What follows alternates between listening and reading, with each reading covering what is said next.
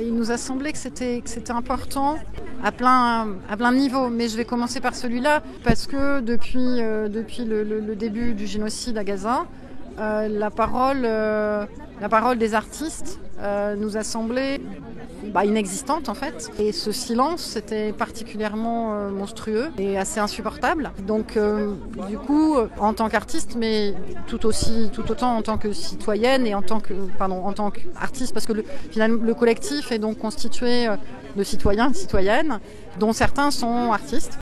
Du coup, il nous a semblé important que le langage et la parole artistique dans son langage, et pas simplement une parole, parce que évidemment, il y a eu un silence, mais il y a eu quand même quelques artistes, il faut quand même le souligner, qui ont pris la parole, mais presque jamais dans leur langage, en fait, c'est-à-dire dans le langage de l'art.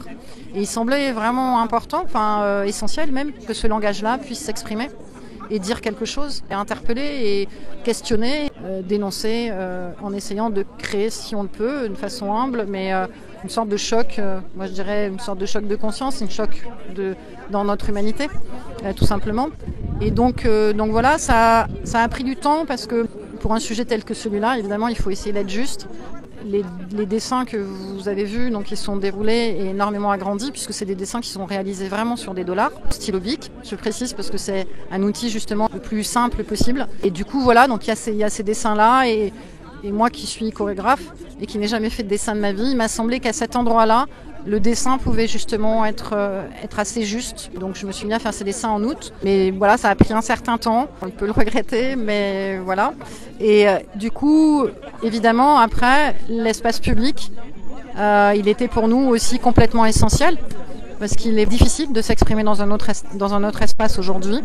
Et ça, c'est important de le dire, parce qu'il y a notamment une charte qui circule et qui stipule que les artistes devraient ne pas aborder la dimension politique, ce qui pour moi est complètement, et je pense pour nous tous, est complètement antinomique, dans le sens où l'art, évidemment, parle toujours de politique, au sens premier du terme, j'entends, bien sûr, c'est-à-dire de la vie dans la cité. Donc si on ne parle pas politique en tant qu'artiste, je ne sais pas très bien de quoi on parle.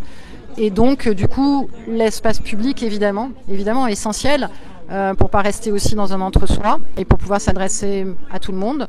Voilà. Et puis la question de la performance, aussi, elle s'est imposée parce qu'on est dans un espace public et parce que c'est vrai que moi c'est mon langage aussi au départ, mais aussi pour qu'on puisse tous en fait porter cette parole et du coup porter cette parole et rompre ce silence et montrer aussi ces images qui sont dures, qu'on peut voir tous les jours en live sur nos téléphones portables, parce que malheureusement c'est une singularité du génocide en cours, c'est une singularité dans toute l'histoire de l'humanité, c'est-à-dire que c'est un génocide qu'on peut suivre H24 sur nos téléphones portables, et on peut le suivre malheureusement des deux côtés. C'est ce qui est dit dans le texte.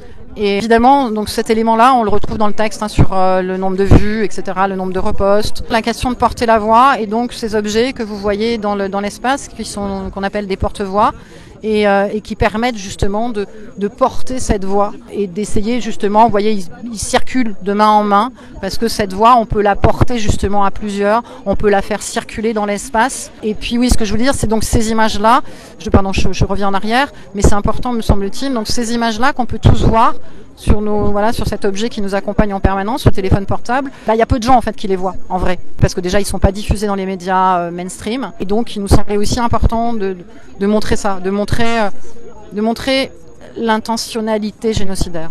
Quoi ajouter de plus? Je dirais un mot, sur la chorale qui chante Maotini à la fin.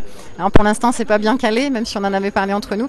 Ça sera mieux après, mais peu importe. Leur présence est vraiment aussi, je trouve, très importante, parce que Maotini, donc c'est l'hymne national de la Palestine, qui a été créé en 1934. Et donc du coup, on trouvait que terminer avec cette hymne, c'était aussi important. Et terminé par le chant aussi, qui effectivement nous emmène quand même dans un autre espace que le texte qui est assez dur.